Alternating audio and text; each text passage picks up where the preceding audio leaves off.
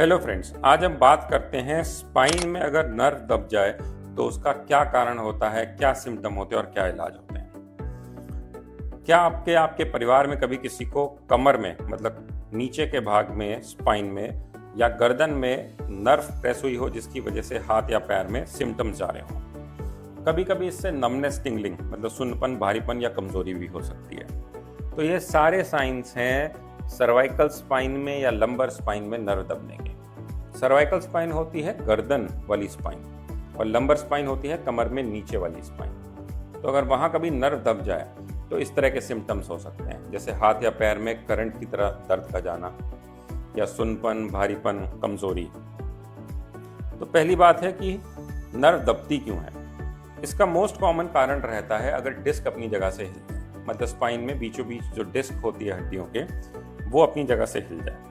कभी कभी हड्डी भी आगे फिसल जाती है जिसको हम स्पॉन्डाइलोलिस्थेसिस कहते हैं, उसमें भी नर्व दब जाती है। इसके सिवा कुछ और कारण रहते हैं, जैसे कोई ट्यूमर होना, उसमें भी नस दब सकती है, या कभी चोट लगने से फ्रैक्चर हो जाना, उससे भी नर्व दब सकती है। तो अगर हम ओवरऑल देखें तो इन कारणों को हम 5 कारणों में बांध सकते हैं, जैसे स्लिप डिस्क सबसे पहला, दूसरा एज रिलेटेड डिजनरेशन जिसको हम लंबर कैनाल स्टेनोसिस कहते हैं, तीसरा अगर स्पाइन के जोड़ जो हैं वो फूल जाते हैं तो उसको हम कहते हैं फेसिटल आर्थ्रोपैथी, चौथा होता है स्पाइन में इंजरीज या किसी तरह का ट्रॉमा होना, या पांचवा जैसे किसी तरह का ट्यूमर होना।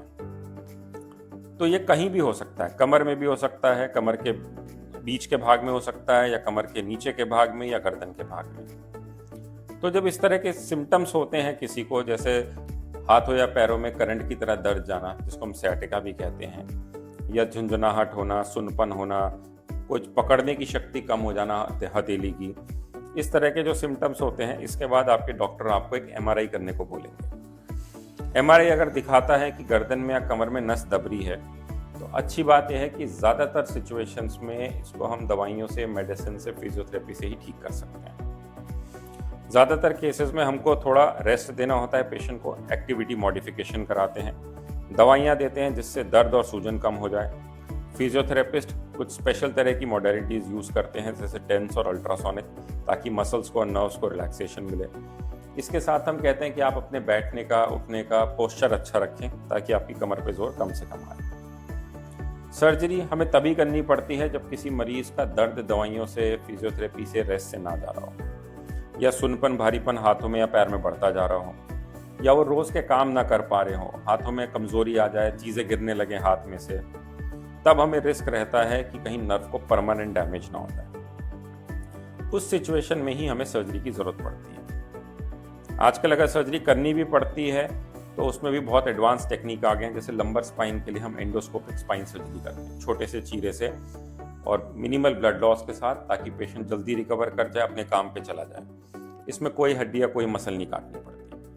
इसी तरह अगर सर्वाइकल स्पाइन में प्रॉब्लम हो जाती है तो हमारे पास ऑप्शन रहते हैं, जैसे कि सर्वाइकल आर्टिफिशियल डिस्क रिप्लेसमेंट, जिसमें कि हम नेचुरल डिस्क को हटा देते हैं जो नर्व को दबा रही है, उसको हटा के वहाँ पे एक आर्टिफिशियल डिस्क लगा देते हैं जो नेचुरल डिस्क की तरह ही काम करने लगता है।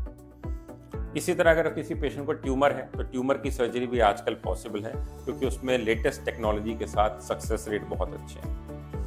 इसी तरह अगर किसी को फ्रैक्चर हुआ है चोट लगने की वजह से, तो उसमें भी स्पाइन की सर्जरी बिल्कुल पॉसिबल है अगर नस दब रही है, ताकि स्पाइन को स्टेबलाइज करें, नर्व को डिकम्प्रेस करें और पेशेंट अपनी नॉर्मल लाइफ में वापस चला जाए। तो अगर आपको स्पाइन में नर्व दब रही है तो घबराइए मत, अपने स्पाइन स्पेशलिस्ट से मिलें और डिपेंडिंग अपॉन योर सिम्टम्स, जो भी आपको दिक्कत है उस हिसाब से वो आपको इसका ट्रीटमेंट बताएंगे। All the best.